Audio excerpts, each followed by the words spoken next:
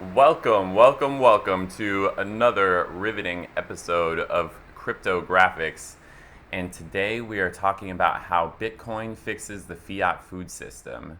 And this is going to be a big one, chock full of a ton of information. So sit back, relax, throw on the full screen, and drop a like on your way in, and let's get into it.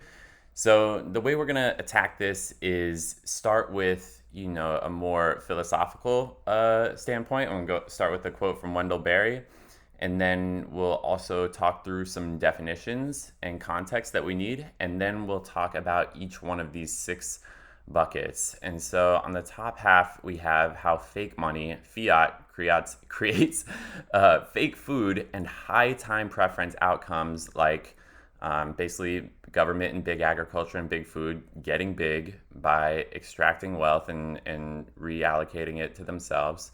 Farms and farmers having to produce for profit at all costs of nutrition and the environment, and then humans having to deal with the downstream negative externalities. And then below, we have how sound money, Bitcoin, creates sound food and low time preference outcomes, like basically everything being more in balance with nature and with the natural order of things. And we don't have perfect vision into how a Bitcoin standard food system would look, but we can look to previous eras of human history where there was a sound money standard. And we can also look to the principles of Bitcoin and project how those would impact our food system. So, without further ado, let's go to the philosophy from our man Wendell Berry.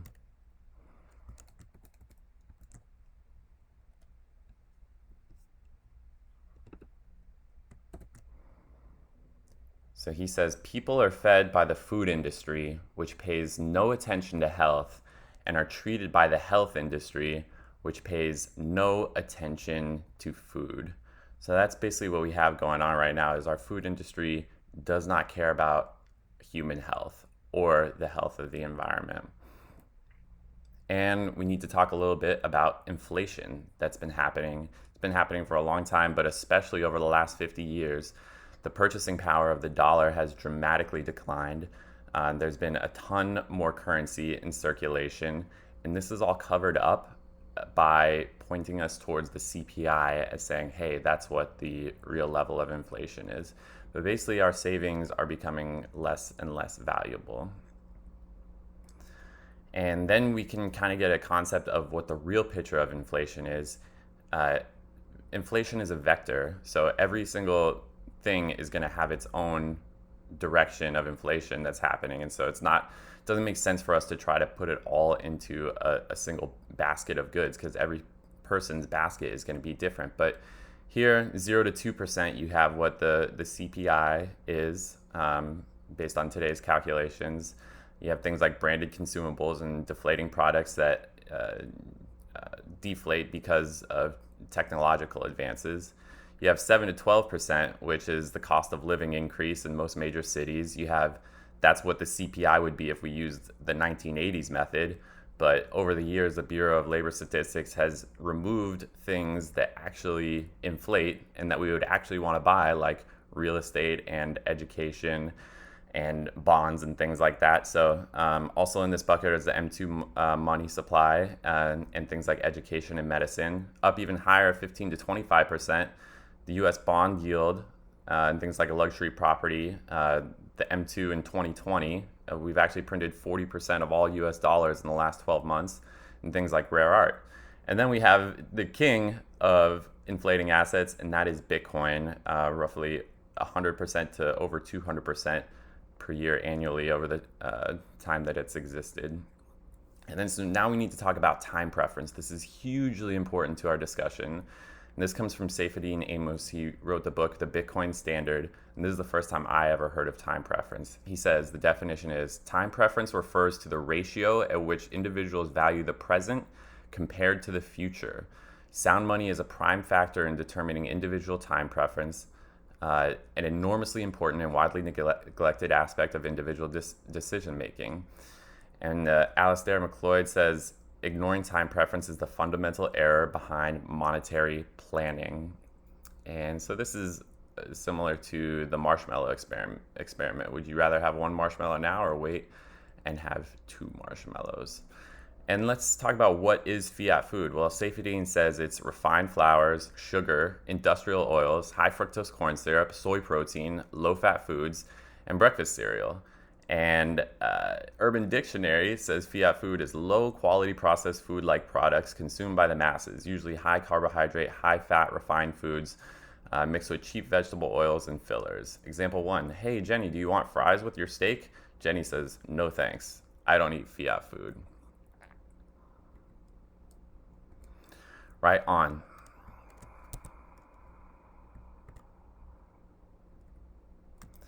So let's get into this first bucket of how the fiat monetary system leads governments and big ag and big food to act. And what they do is they extract wealth from the population via inflation. They manipulate markets with the farm policy and subsidies. They manipulate science, universities, and diet guidelines. And they manipulate the CPI to conceal this inflation. And so how did this all happen? Well, I think the story starts with in 1971, Earl Butz was appointed as the Secretary of Agriculture and totally changed how we did things, did agriculture in the United States. We used to pay farmers to farm less and keep the food supply down to keep prices stable. And then he came in and basically said, it's time to get big or get out. So let's go to a couple clips.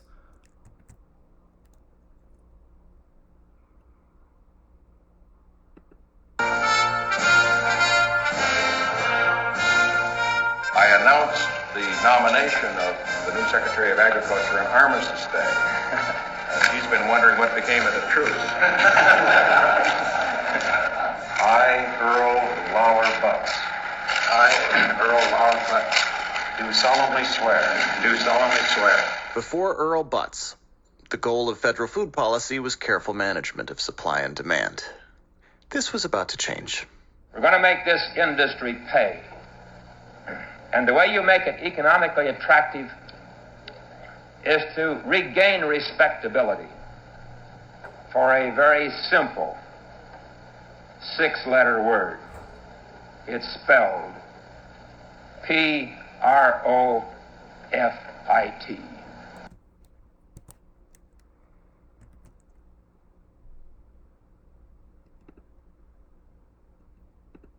Oops.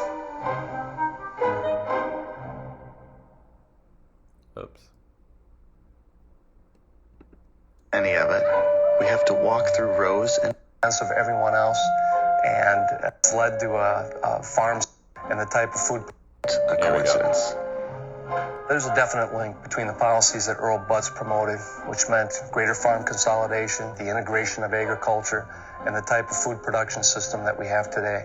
It's led to a farm subsidy program going to the largest commodity producers at the expense of everyone else, and a food system that isn't healthy for us Americans. This entire system is based on producing a whole ton of food that's making us sick. If you look at the cost of food as a percentage of income over time in the United States, in the past 30 years, you get a steadily downward graph. And that is sort of the triumph of industrial food, and that's the triumph of Earl Butz. He can point to that chart and say, look, what I did worked. But if you take the same chart and you look at the per capita expenditures on healthcare over time, over the same period, it's going in the opposite direction.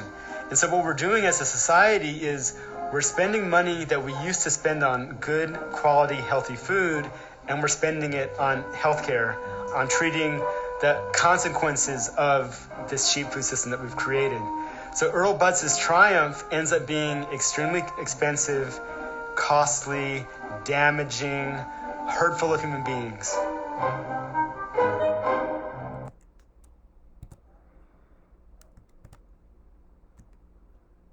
All right, so let's talk about what he put in the the updates to the Farm Bill. So the Farm Bill it's basically legislation for farms, foods, SNAP, and natural resources. It was created in 1930 to, like I said, pay farmers to not grow crops to shrink the supply and stabilize prices. We revise it every 5 years. And just for some context of how much we're spending in subsidies, in 2012, we spent $11 billion to subsidize commodity crops. That would be corn and soy mostly. And in the same year, we spent $1.6 billion to subsidize quote unquote specialty crops, things like fruits and vegetables. And so I think the way we can change the system, obviously one way is to change it from the inside, but we can see how reform efforts have gone looking back at 2007. Here's another clip.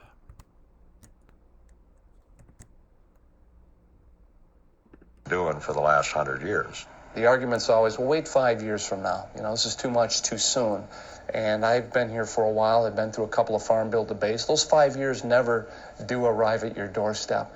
But you also have some very powerful and entrenched special interests whose job it is to protect the status quo. The farm state politicians that have taken over the major Senate and House committees, they're on the payroll of the large farming interests in their states. And so you get this situation where we have now, where there's a lot of public outcry about the Farm Bill. And people are hungry for reform. They're hungry for information about how the Farm Bill works.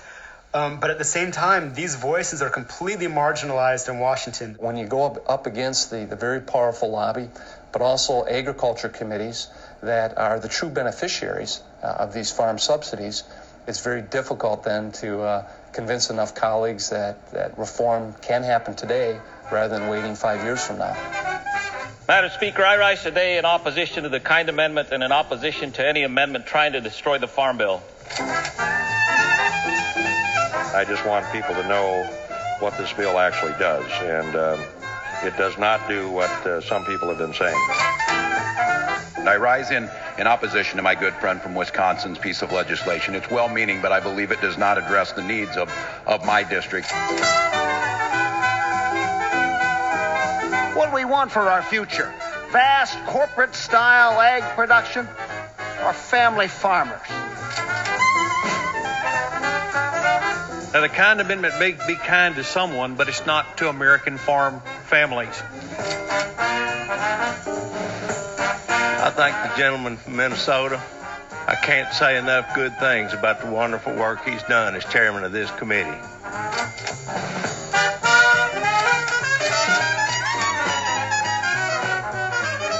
Madam Chair, the fundamental fact is that when you've got 2/3 of the subsidy program in this Farm Bill going to just 30 congressional districts who are well represented on the committee, I think it's unrealistic to expect that that committee is going to produce a policy statement that embraces reform and new ideas. I should know. I used to serve on the committee. My district takes a hit under this reform bill. But sometimes it takes a group of well-intentioned individuals to move the cause of reform forward, and that's what we're trying to do tonight. Members will record their vote by electronic device. This is a 15-minute vote.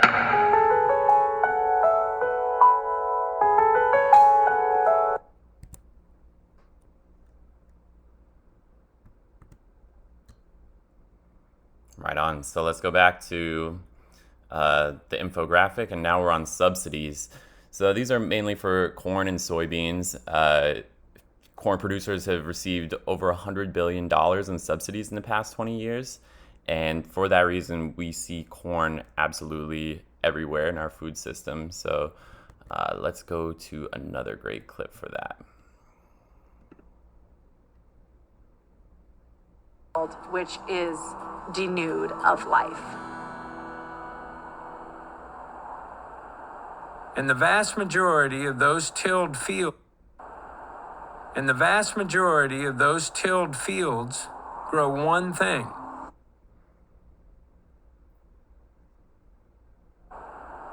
And the vast majority of those tilled fields grow one thing: animal feed. Corn, soy, and hay. These crops and the feedlots that rely on them exist only because they are subsidized by our one thing. Here we go. Animal feed. Corn, soy, and hay. These crops and the feedlots that rely on them exist only because they are subsidized by our tax dollars. I was speaking to a group of corn and soybean producers from Missouri this past winter, and the one guy stood up and said, "Why would I want to plant anything else than corn and beans when I'm guaranteed a profit before I even go in the field?" The United States Department of Agriculture uses something called the Commodity Credit Corporation to give farmers price guarantees for growing specific crops. In the current system, taxpayers subsidize farmers to grow the crops that feed the animals that live in feedlots which emit greenhouse gases. Right on. Sorry about the technical difficulty there. We'll just keep on moving. So, talking about corn. So, Safedine has an excellent little rant on corn. It's about 1.5 minutes. Let's tune in. And the result of it is that the corn farm lobby has become enormously powerful in the U.S. politics. And they've managed to now continue to just milk this emotional connection that they have with the U.S. government for endless subsidies and endless mandates to use their goddamn crop in every single thing imaginable. I've joked before that the United States is a platform run on corn. Basically, the United States is an economy that is just a place for people to rearrange corn, and that their entire lives revolve around corn in every single way. Everything you eat is largely high fructose corn syrup with flavoring. If you live in the United States, the majority of people are essentially eating high fructose corn syrup. Even the meat is fed corn. The corn is used in energy. It is in your oil, in your gasoline, in your car. It is used in all kinds of industrial processes, and it has been massively promoted by the government and mandated. You have to include ethanol from corn in your gasoline in order to be able to sell gasoline in the U.S. in many places. I'm not sure what the state of the regulation is right now, but an enormous amount of money has gone to corn farmers in order to make corn into ethanol. Part of the oil industry, and it's an enormously destructive and degrading industry. Agriculture, our industry is more accurate. Corn is just a machine. These are machines that are making this new thing. It's very different from the corn that your ancestors ate 100 years ago. Love it. And Vijay Boyapati has a tremendous quote. He says, "Unfortunately, you cannot subsidize irresponsibility and expect people to become more responsible." So they're just going to keep behaving the way they're incentivized to behave. Okay, let's go back to the slide. Okay, manipulating science, universities, diet guidelines. So soon after Earl Butz ramped up agriculture in the United States, we created the dietary guidelines, and not surprisingly, they basically reinforced the system by advocating for 10 to 11 servings per day of the most profitable, nutrient-void Fiat food at the base of the pyramid. And the way this was corroborated, in part, was through the Ansel Keys saturated fat study. So we can take a look at that. There was a study that he presented at the Mount Sinai Hospital in 1953, and it was a 6 countries graph. He specifically looked at 6 countries around the world, and on the x-axis he plotted fat intake, and on the y-axis coronary heart disease rates, and he found a straight line relationship. And he offered that as proof that there was a linear relationship between how much saturated fat people consumed and how much heart disease they had. But he chose 6 countries for that perfect correlation. And at the time, there was data available for 22 countries. And when you put in all of those countries, it just looked like a scatter plot. The trend line is nowhere near as clear cut. There was no clear relationship. No correlation between fat and heart disease. He was criticized at the time by statisticians who said, you're obviously cherry picking your data. He knows it's a hypothesis. He knows he doesn't have the evidence, and he immediately starts recommending the country go on a low-fat diet, which is fascinating because there's no concern that you're going to do harm. There's no, the Hippocratic oath, first do no harm. Despite his critics, Keyes was determined to prove himself right. He followed up with his famous 7-country study where he traveled to the countries cherry-picked from his graph and studied eating habits and heart disease among the people there. For his 7-country study, he repeated the same mistake. I mean, he cherry-picked his countries. I think he did cherry-pick countries for the 7-country study. He knew from the 6 countries graph the countries that would be on that straight line. So he knew, for example, that Italy would be a sure thing and America would be a sure thing. They would quite nicely anchor some of the ends of the graph. But he did not go to countries like Switzerland, France, Germany, who ate a lot of saturated fats and also had very low rates of heart disease. The French were eating all kinds of saturated fat, butter, cream, and they weren't gaining weight, which was a paradox at the time, and they weren't getting heart disease. They had like half the rate of heart disease compared to Americans. And everybody said, wow, what a paradox, what a paradox. There was no paradox. The dietary fat simply wasn't causing obesity and didn't cause heart disease. So he was a very respected physiologist. And it's worth mentioning, by the way, that Eisenhower followed the Ansel Keys advice and cut out all saturated fat and all cholesterol up until the day he died in 1969 of heart disease. Just worth mentioning. Ansel Keys' diet heart hypothesis remains the single most influential theory in the history of nutrition science. And here's an interesting point. Over the past 50 years, taxpayers have funded several $1 billion of research trying to prove saturated fat causes heart disease. But guess what? It's never been proven.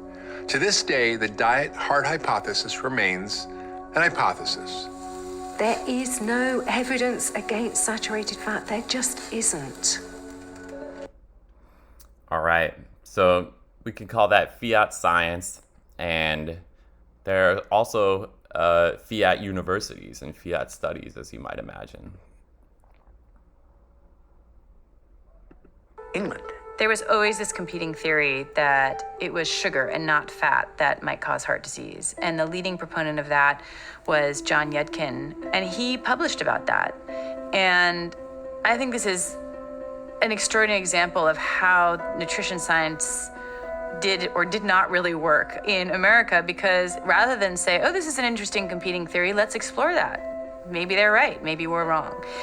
The reaction instead was to just bully him, really bully him out of the field. And Ansel Keys literally destroyed his reputation. He went after him. He did everything but call his mother, names. I think Ansel Keys knew that this hypothesis competed with his own, and he did not want that to succeed. He wanted his hypothesis to be successful. Not surprisingly, the sugar industry also preferred to point the finger at saturated fat. Recently discovered documents reveal that in 1965, the sugar industry paid prominent Harvard researchers to do just that. And they were very specifically paid $50,000 in today's dollars to produce 2 articles that exonerated sugar and fingered saturated fat as the cause of cardiovascular disease. So this is crazy.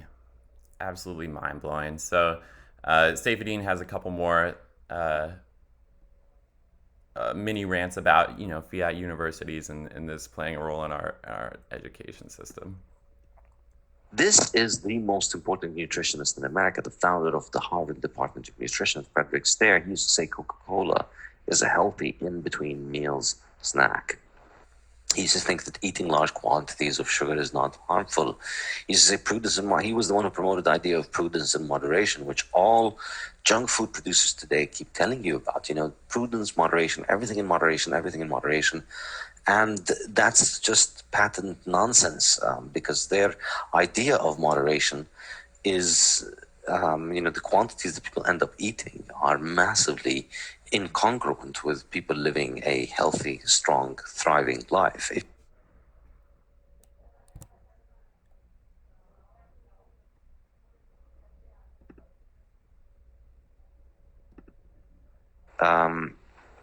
And as you see, the U.S. dietary guidelines were influenced heavily by Harvard, and they were the ones who wrote the U.S. dietary guidelines in the 1970s.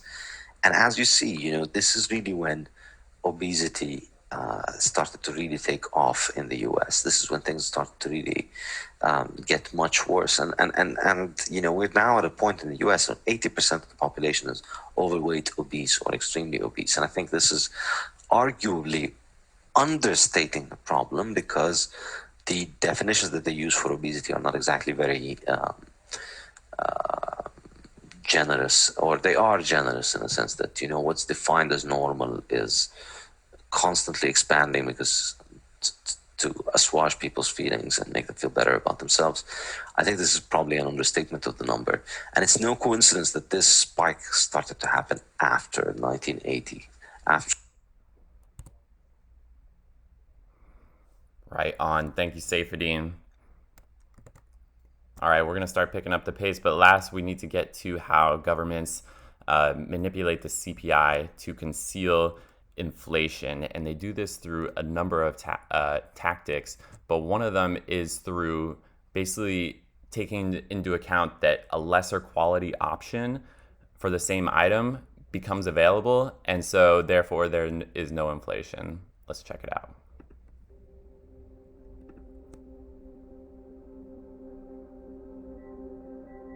The way that inflation was fought was not by reducing the printing of money, which is the root cause, but by providing massive subsidies to agriculture to mass produce food at a very low cost.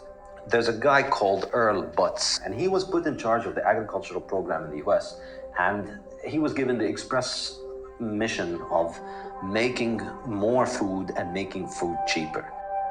Earl Butz responded by calling upon American farmers to plant fence row to fence row, and he told them to get big or get out. In order to make the food so cheap, it was very low on nutrients and very high on sugar and junk. People talk about, well, there's no inflation because look at the CPI is 2% or 3%, and that's just completely ridiculous.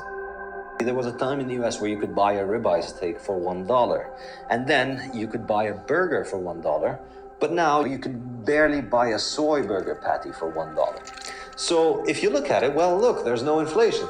As long as you don't mind the difference between a ribeye and a burger and a soy burger, and you're still paying $1 for your lunch. Mr. Bernanke, if you don't mind, would you tell me whether or not you do your own shopping at the grocery store? We'll pause there. So yeah, through inflation, basically extracting wealth from the population, debasing taxpayers' savings and incentivizing them, or putting them in the position where they're going to be heavily incentivized or coerced into buying the cheaper food, which is, coincidentally, the Fiat food that big agriculture is producing. So now let's move on to what big agriculture and government might look like on a sound money Bitcoin standard.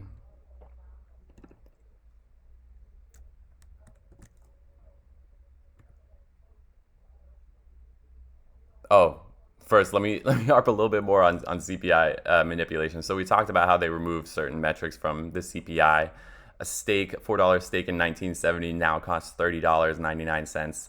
That's an average increase of 4.18% per year. So we talked about how each item has its own inflation vector.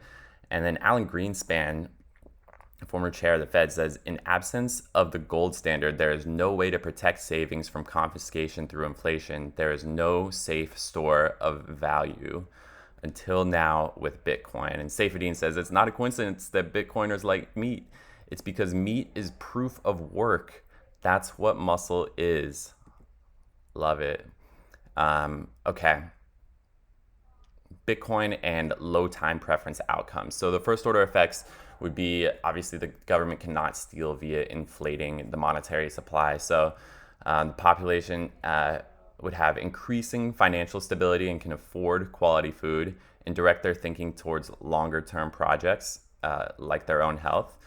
And it would also make big government and big agriculture accountable to taxpayers, because with sound money, the government's efforts are limited by the taxes it can collect. With unsound money, it is restrained only by how much money it can create before the currency is destroyed, making it able to appropriate wealth far more easily. Second order effects, certainly the lower time preference. Capitalism is what happens when people drop their time preference, defer immediate gratification, and invest in the future. Economic growth. The only cause of economic growth in the first place is delayed gratification, saving, and investment, which leads to better standards of living. And thinking of the future, societies with money of stable value generally develop a low time preference, learning to save and think for the future. This could mean eliminating subsidies, which would make corn and soy unprofitable, and basically we would actually have a free market and incentivize profitable agriculture, which we'll see in a minute, follows a regenerative model.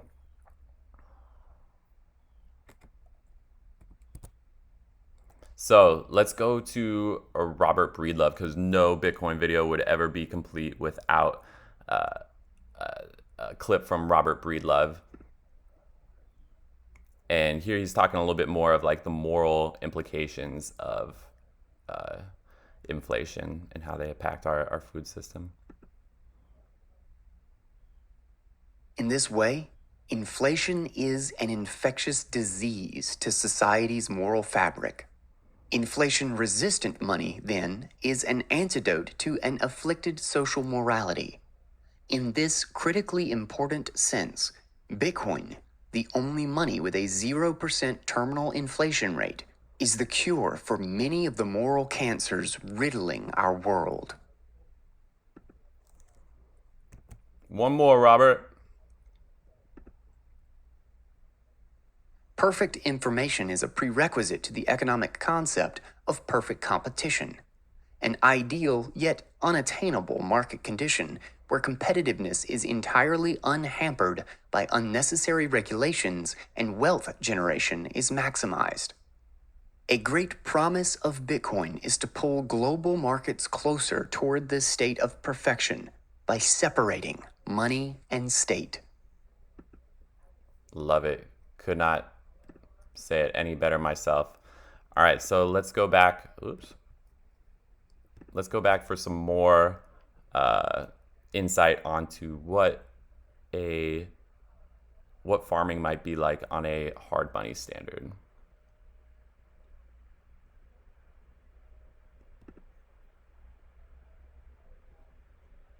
Managing for soil health will encourage their farmers to prioritize this.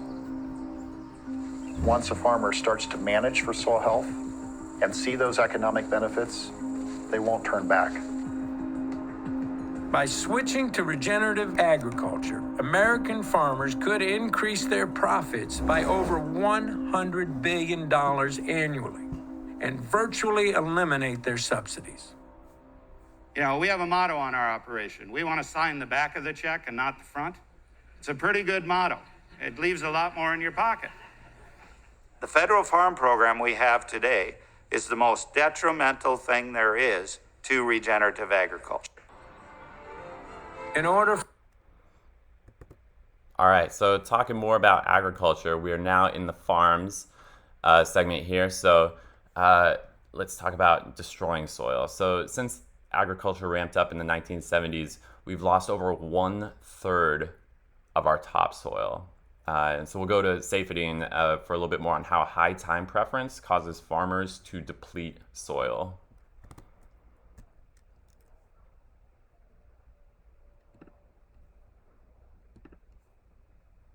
Look, and one way to think about this, and I think this might be really the most profound way, is to understand the effect that has on the decision making by farmers and by people who own land.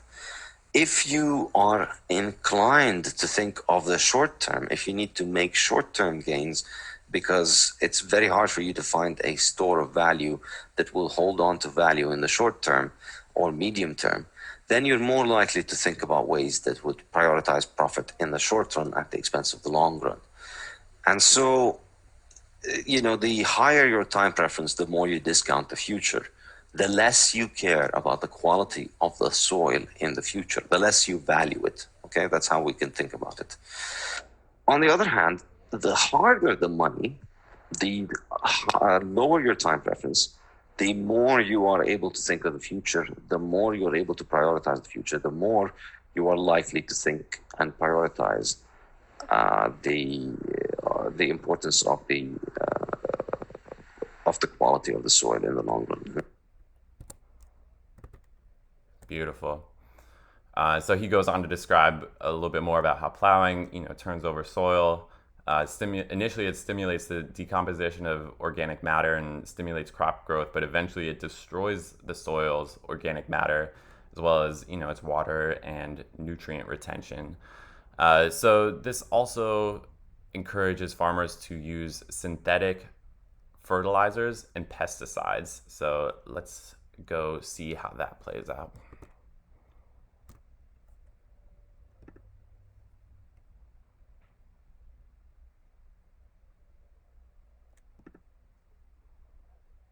Else.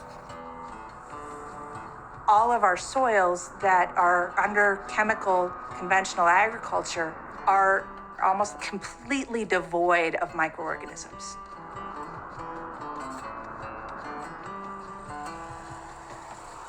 Spraying the soil with toxic chemicals kills the very microbes we need to give us health and pull the carbon from the atmosphere. The more tilling that's done, the weaker the soil gets, and the more farmers feel compelled to use chemical sprays. This is the vicious cycle of industrial agriculture. And that cycle was developed as a result of war.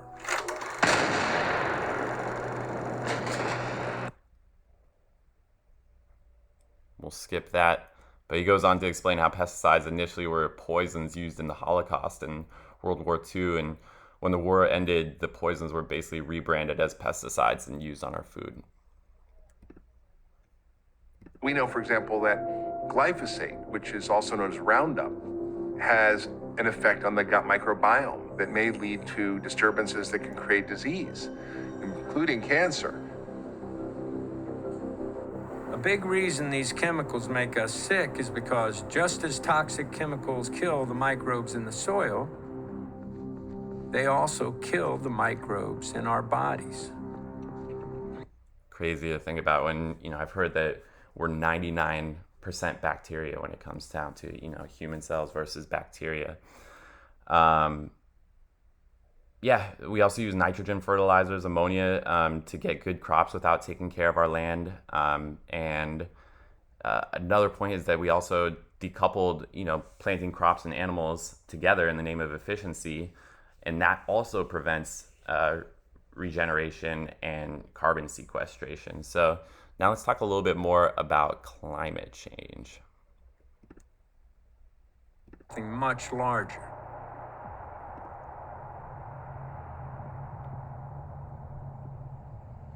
The most massive tsunami, perfect storm is bearing down upon us. But fossil fuels, carbon, coal, and gas, are by no means the only thing that is causing climate change. Now, because the fate of water and carbon are tied to soil organic matter, when we damage soils, you give off carbon. Carbon goes back to the atmosphere.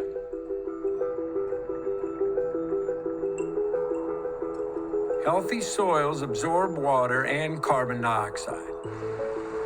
But when we destroy soil, it releases water and carbon dioxide. This dries out the soil and turns it into dust. The process is called desertification. And how we deal with it could determine the fate of more than just our climate. Desertification is a fancy word for land that is turning to desert. And this happens only when we create too much bare ground.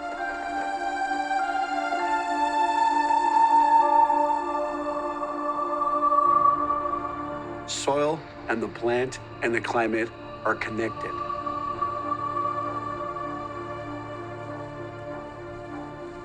If you don't have a living plant, you're going to have more evaporation. What we want is transpiration, when the moisture leaves through the plant. When it does that, it increases humidity, and when it increases the humidity, we have more rain. 60% of our rainfall comes from the ocean. But a lot of people don't realize 40% comes from small water cycles where our rain comes from inland. What's going on is we disrupted the small water cycles.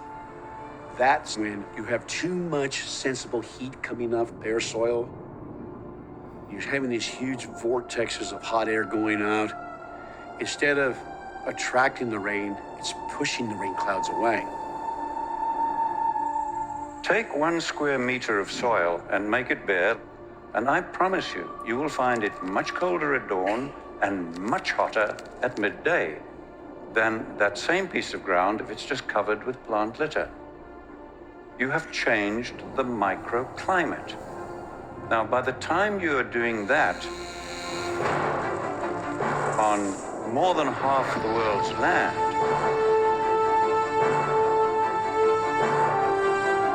you are changing macroclimate.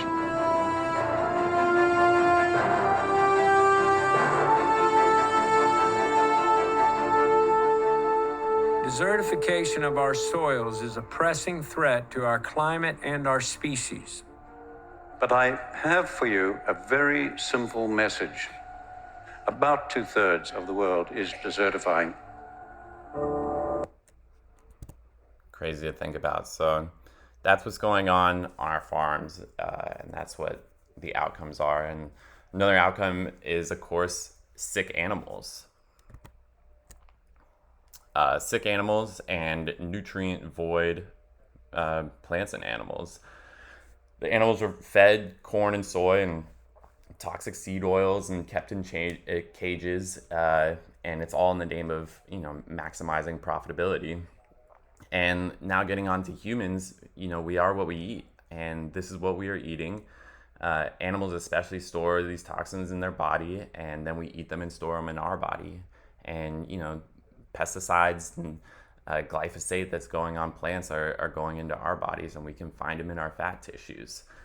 So let's actually go to Bill Maher. He puts it better than I could.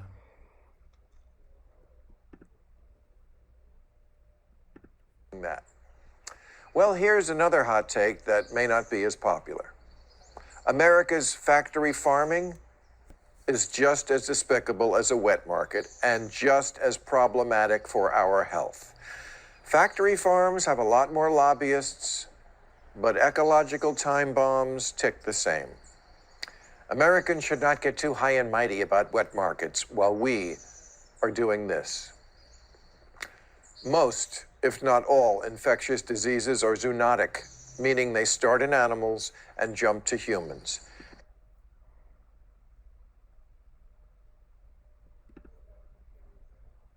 That diseases flourish among animals when they're forced to live in conditions that are the complete opposite of all of that.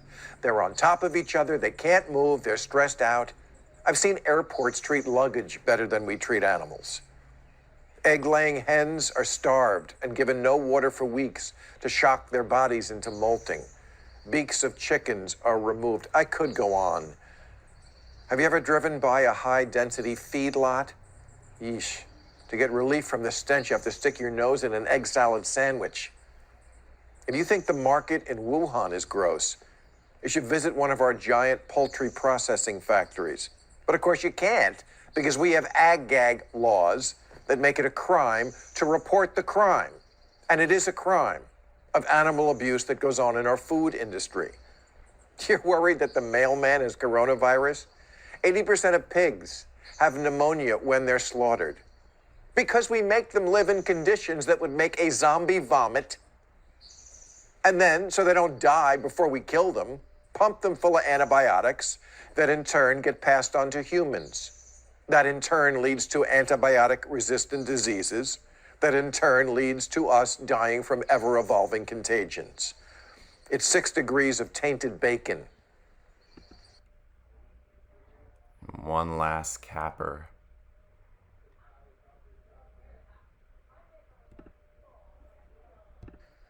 People should take their meandering outrage and focus it on this issue.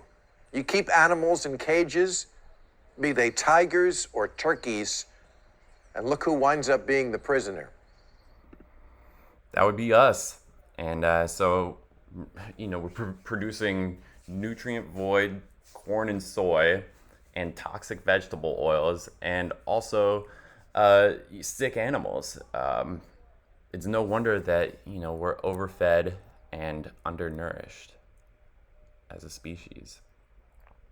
So now we get to talk about the cool parts of what Bitcoin has in store. So we're going to talk about regenerative agriculture and how a hard money standard can impact humans.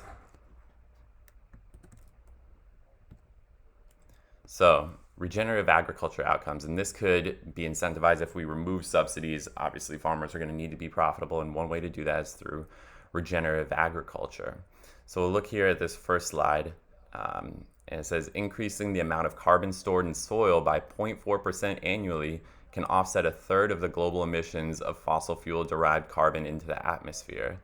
And then look here, this is a study done with White Oak Pastures beef, and they do regenerative agriculture where they graze animals and raise plants on the same farm, and they actually see a net negative carbon emissions.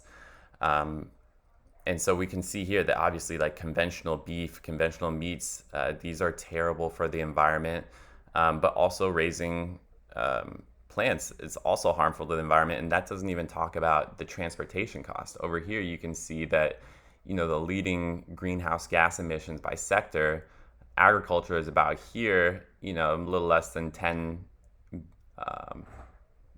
billion tons, and transportation is about the same. So regenerative agriculture means carbon sequestration, it means healthy soil, it means healthy plants and animals, nutrient-rich foods, and profitable without subsidies. And the cool thing is that we can reverse the damage that has been done to our soils. Okay, pivoting a little bit. We've now talked about fake money versus sound money for governments and big agriculture, as well as for farms, and what that means. And now let's talk about, what a fiat standard means for humans in this system, and then what a hard money standard means for humans.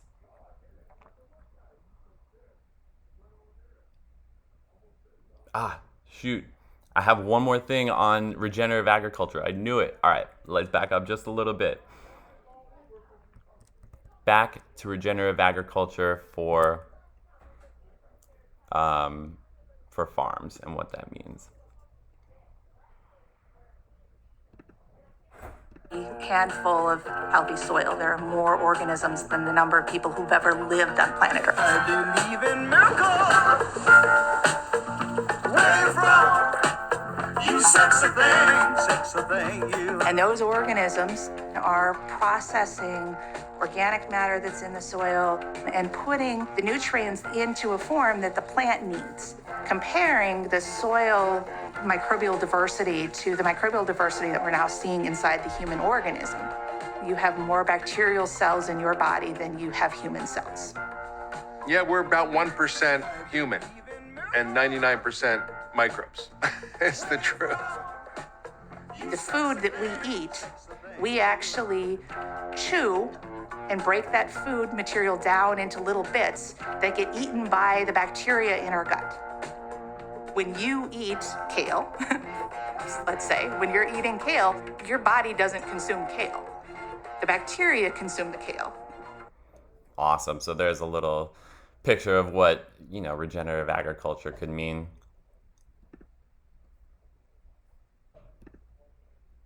now we have a really cool clip, and we kind of want to envision what a hard money standard could mean. And for this, we'll go back to Saifedean, and he's going to tell us about Switzerland, which actually came off the gold standard only about 20 years ago. So yeah, let's listen in. This is a place that lives on easy money. I think this is an example of the US. I don't think it's a coincidence that the connection between soil degradation and health degradation, it's not a coincidence. A lot of people talk about this in that, civilizations are generally maintained and are only sustainable to the extent that they can maintain their soil fertile, because otherwise, they starve and they're malnourished. And now, industrialization allows us to hide our starvation with sugar, which is an obesogenic substance, a substance that allows us to gain weight enormously. And so we eat foods that are heavy in sugars and in carbohydrates, and that's not a nutrient. That's not a nutrient that's essential for the body. It can be used for energy, and it's highly addictive. And if eaten at excess, it causes obesity. On the other hand, you look at places where you have a strong culture of grazing, like a place on hard money. And my litmus test, I think I came up with this recently in yesterday's lecture in Economics 21. Whenever you want to think about what would sound money do, just look at Switzerland. Switzerland is our natural sound money guinea pig. It's a throwback to the 19th century monetary system that has existed up until the 1970s in the 20th century. And so we can compare it to 20th century fiat money societies always and rub it in their face.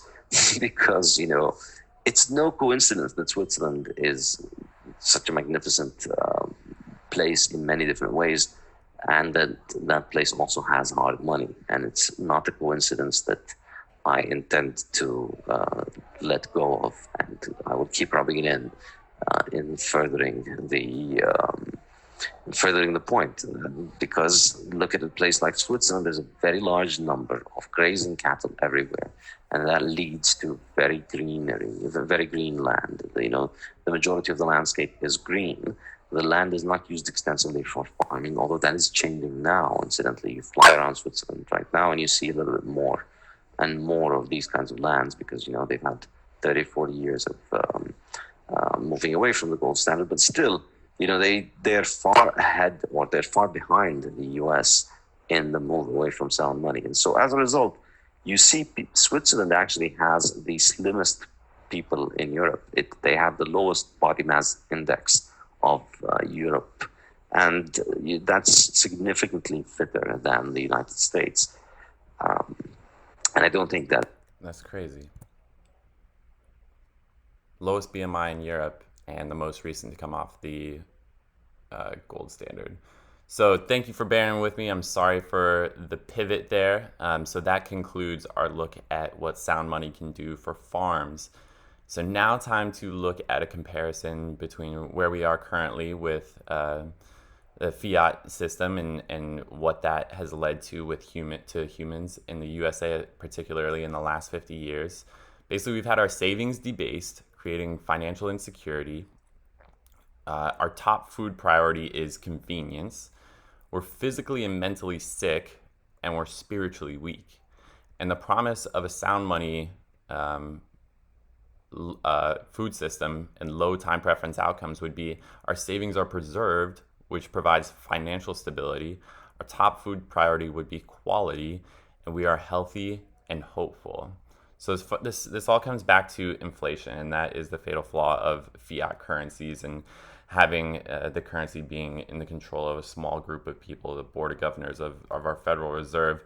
So our savings are being debased, and we can say even if the CPI is true and inflation is 2%, if our currency depreciates by 2 to 3% per year, our savings are cut in half every 25 years. That's crazy. So every generation, basically our savings are cut in half, and it's probably way, way more than that. And then on the flip side, if our currency appreciates by 2 to 3% a year, our savings would double every generation. And the promise of Bitcoin is, it's been appreciating by 200% per year for the first 12 years of its existence.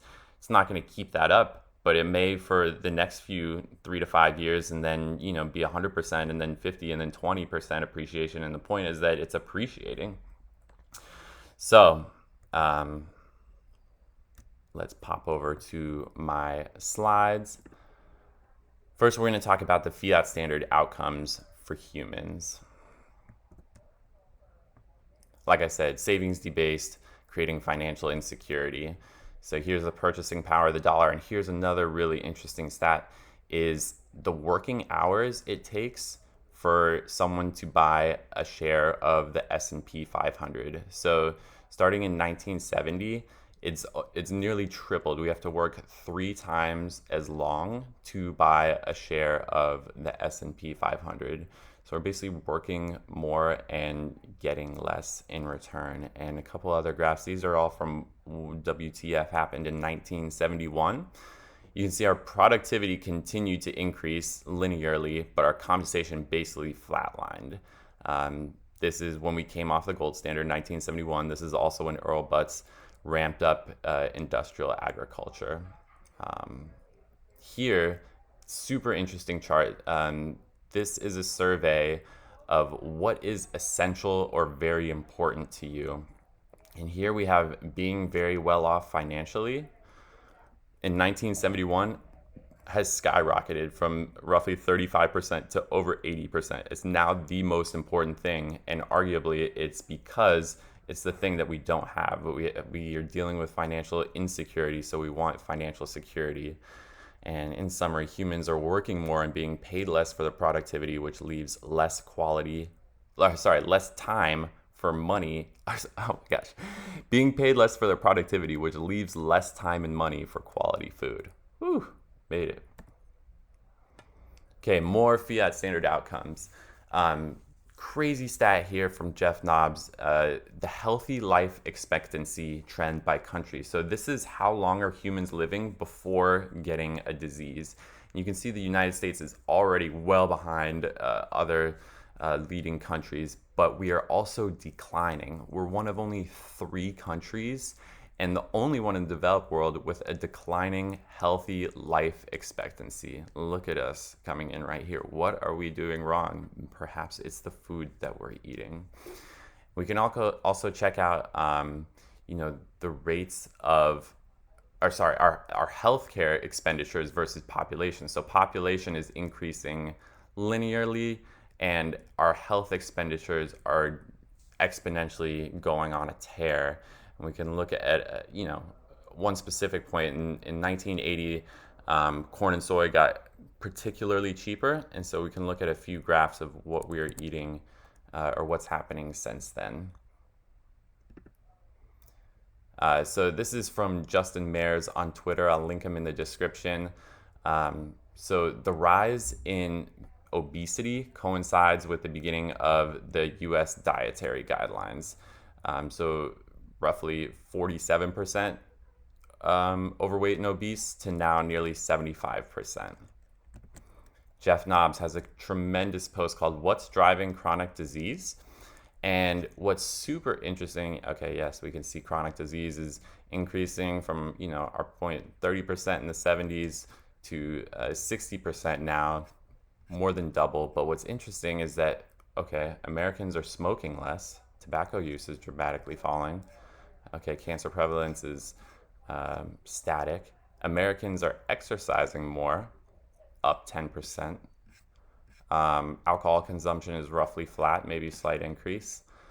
We are also adhering to healthier eating based on this healthy eating index score. But our obesity is more than tripled, or it's about tripled in the last 50 years. And so what is happening? And feel free to pause this video and zoom in on any of these graphs. But when we look at the total calories that we're taking in, the biggest change is from vegetable oils. This is like corn oil and soybean oil and the like, and that has nearly tripled. The other thing that's happening is sugar and sweeteners is staying about the same, but our high fructose corn syrup is dramatically increasing. So this is a little bit overwhelming graph, but the total bar is how much sugar we're consuming. The red is high fructose corn syrup. The light green is sugar. So it's basically staying static, but high fructose corn syrup is going bananas, right after Earl Butz takes charge. And obviously, diabetic incidence is dramatically up. Last, I know this is a lot of doom and gloom, but we can see the things that have increased over the last 50 years as part of our diet consumption is predominantly grain products and fats and oils, and that's going to be predominantly from vegetable oils too. That's not saturated fat from healthy animals. All right. Back to the slides. And moving right along. Okay, more Fiat standard outcomes for humans. We're talking about how are we spiritually sick. And I'm not saying like any of these scenarios are being spiritually sick for humans, but it's just evidence that we are having more trouble, living a secure lives. So divorce prevalence skyrockets after 1970. That is right after we come off the gold standard, as well as right after the industrial agriculture ramps up. The percent of 20-year-olds pretty much living with a parent has skyrocketed, and the percentage of children born to unwed women has also skyrocketed. Okay. Now for the good news. And this comes, these outcomes come predominantly from having our savings preserved. And we can just ask ourselves, like, how do we feel mentally and spiritually when we know that our dollars will be worth more a year from now, 10 years from now, 20 years from now? And with Bitcoin, it's doubling every year. Like, how does it feel to know that your savings is going to be doubling if you're using Bitcoin as a savings technology? So I'll take you through these quotes from Saifedean. Preserved financial stability, top food priority is quality, and we are healthy and hopeful. So human flourishing. Human civilization flourished in times and places where sound money was widely adopted, while unsound money all too frequently coincided with civilizational decline and societal collapse. He also says there's a much lower time preference taken into account when preparing food and eating it. Quality is the main focus here. With a sound money like Bitcoin, governments cannot create easy money at will. This results in organic growth of the economy because people, in order to get money, actually have to provide value for just about everything. People would prefer better quality products and would be willing to wait a little longer for it. Okay, let's go back to Robert Breedlove for a couple more projections on how Bitcoin philosophically would project into a hard money standard. And to your point, we talked about how inflation is infectious to the moral character of people, with the parable of the winemaker. But I think the opposite is also true, that if we move to a money that is premised on proof of work, that it influences your character. You become more accountable and harder working. There's no other way to create value in society than to do something that people want, to satisfy people's wants. You can't go out and get close to the fiat currency spigot and make a few politically favored friends and get a bailout. Like, you can't steal from people as easily. So you have to go back. You're incentivized to go and be an honest worker, an honest contributor to society. So it's exciting. And I think it is exciting. And he has another clip here, and this is more on the spirituality impact of hard money. And I think that similarly today, we have a government that just monopolizes money to its own benefit. So such that all of the productive capacity of the economy, more and more of it is eaten every year by the government, right? And this comes in the form to us as higher prices. But I think when you eliminate that parasite, you basically strengthen the host, which is the productive economy. So I think when we get this, this tick off of our backs, you're just going to see this resurgence in trade and wealth creation and this renaissance where, because we know that as we create more wealth, wealth is freedom. It gives people more freedom to pursue, to make engage in cultural, artistic, or spiritual pursuits. Like, so we free ourselves up to transcend, to become better people. Also beautiful. And let's see, he's got one more about how Bitcoin saves us from ourselves and is a weapon of peace. So in that sense, I look at Bitcoin as this monetary technology that can't be pathologized. It's a hierarchy of money that can't be corrupted. It can't be changed. And it is actually saving us from ourselves. Because at the end of the day, it's this egoic, self-seeking behavior that's encouraged people to be violent and try to commandeer money and monopolize it and weaponize it to their own benefit against everyone else. And, in that sense, I argue that Bitcoin is a weapon of peace. It's an assassin to time theft. Love it. And I have one more piece of evidence to offer you, or clip to get you thinking. This is from a movie called Hard Money, and is just demonstrating human flourishing during hard money periods.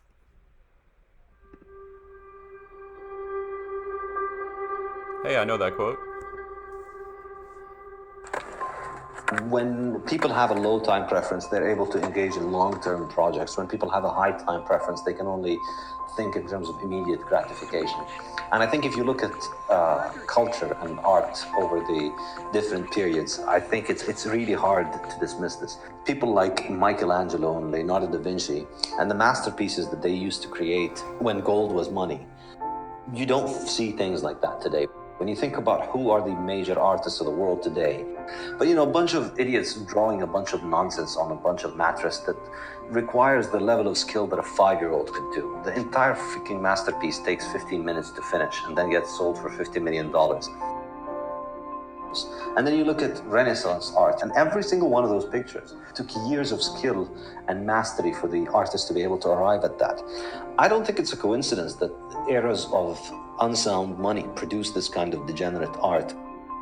People in this sort of society are unable to plan for the future and unable to think of the future. You can also see this with architecture. If you look around pretty much anywhere you travel in the world, the nice buildings were the ones that were built in the 19th century. And then the 20th century was the century of ugly industrial cookie-cutter boxes that cram the cities and traffic jams and ugly highways. The city's been destroyed by central planning, by high time preference government policies, and people's inability to think about the long term. Super cool. All right, getting back to the infographics. So just to sum things up, this really all comes back to inflation. And inflation is basically designed into fiat money, government-backed money. So we already work, 3 to 4 months of the year for the government paying taxes. And then, based on the CPI, which is probably way higher, then the remaining 8 months of work are cut in half every generation due to inflation. And, when we're working, we're exchanging our human time and our life force for money. So when the government steals money via inflation, it's basically stealing our time, it's stealing our life force. We can see here, there's just an overwhelming amount of evidence that the food system is broken. It's making us fatter and sicker, while, inhumanely raising sick animals and destroying our land. And, the reason it's this way is because it's incentivized to be this way. The incentives are executed via the United States dollar, and as we've seen, fake money leads to fake food, and sound money can lead to sound food and sound well-being and sound balance with the environment.